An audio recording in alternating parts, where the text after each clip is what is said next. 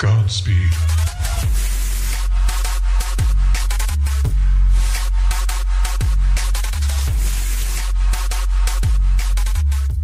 Ahoy, all of you flick freaks out there, what is going on? My name is Andrew, and we are going to continue on with the top 100 movies of all time. Today, right now, you are going to find out what number 10 is.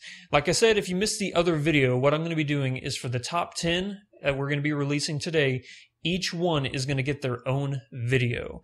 So that's going to be a disclaimer before every single one of these videos.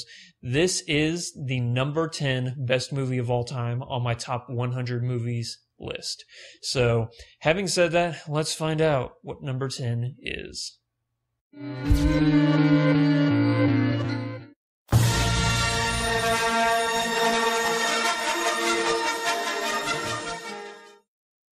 That's right, ladies and gentlemen, the number 10 movie of all time on my top 100 films list is actually 3 movies. It is Star Wars Original Trilogy, episodes 4 through 6, A New Hope, Empire Strikes Back, and Return of the Jedi. Whenever Star Wars A New Hope first came out, it was groundbreaking in a lot of respects, like visual effects, CGI, stuff like that. It was just incredible. But for me personally, I don't think that Star Wars hit its pinnacle until the second movie, Empire Strikes Back, which is actually written by Lawrence Kasdan and directed by Irvin Kershner. George Lucas only gave the original story to lend itself. He didn't do any writing or anything like that for the second movie. And Lawrence Kasdan actually went on to go and write like Return of the Jedi and Raiders of the Lost Ark and a bunch of those other movies too.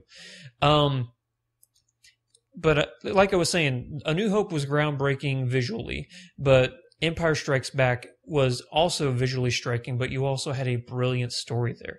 And actually, that's the movie where we get the pinnacle, the greatest plot twist in film history. Not only I think this, but it's like represented and recollected as the greatest plot twist of all time, and that's the fact that Darth Vader is actually Luke Skywalker's father. And a quick thing I'm going to say real quick, the reason why I'm not including all Star Wars films in this and just the original trilogy is because honestly I don't like episodes 1 through 3 at all. Sure, they introduced a few cool characters like Darth Maul, Count Dooku, but just the movies, the CGI was bad. And there was a plethora of other terrible things like Jar Jar Binks and stuff like that. There were cool fight scenes, but I think the thing that really pissed me off about those movies is how they portrayed Anakin Skywalker as a whiny bitch. I hated the way that they did that. It almost ruined Darth Vader for a lot of people, knowing that that's who he came from. But a lot of people just ignore that, and they will always remember Darth Vader as the booming voice that James Earl Jones lended to that character. Just the mask is... It's perfect because it's dark and ominous, but you don't really know what's going on behind that mask. If there's any inner turmoil or not, you just don't know. You just hope that one day he's going to see the voice of reason and come back to the light.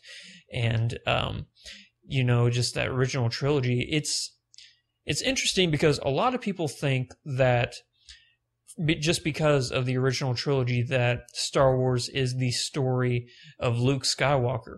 But if you look back as Star Wars episodes 1 through 6, it's the story of Darth Vader. It really is. It's Anakin's story. It's not Luke's story.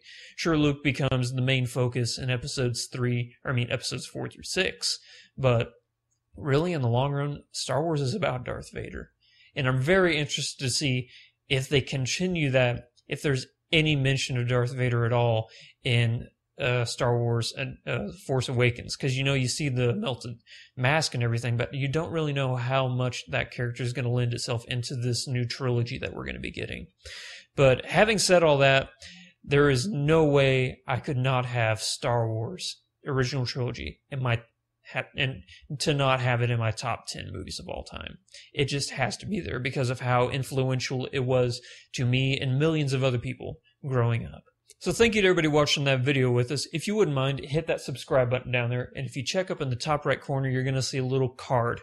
One of them will take you over to the Game Geeks channel where we're playing Fallout 4 right now. The other card will take you over to the Flick Freak store where you can buy t-shirts, coffee mugs, phone tablet cases, stuff like that.